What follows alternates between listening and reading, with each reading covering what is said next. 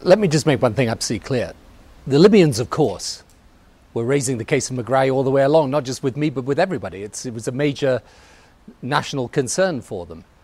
But as I used to say to them, I mean, I don't have the power to release Mr. Megrahi. And indeed, the release that has taken place is a decision by the Scottish executive, which has taken place on compassionate grounds, and those compassionate grounds didn't even exist a few years back. So yes, of course, it's absolutely right. The Libyans were always raising this issue, but we made it clear that the only way this could be dealt with was through the proper procedures. So the deal that Shell announced in 2004 for the $900 million oil and gas deal with the Libyans had nothing to do with... Well, how could it? I mean, I wasn't in a position to say so-and-so should be released. You know, that's not the way the British system works.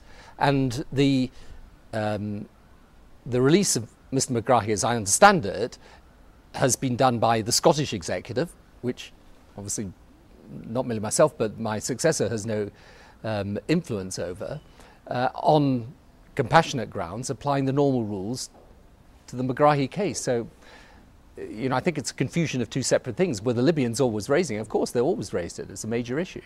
Let me just make one other point, however, is that I actually think it is good, though, that we have a situation today in which Libya has come back in from the cold into the community of nations.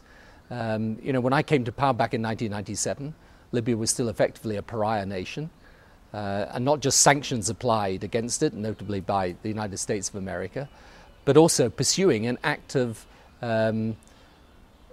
chemical and indeed nuclear program. So, you know, the fact that we have changed the relationship with Libya is a good thing. But this tie-up that's being talked about, as I've just explained, these are two completely separate questions.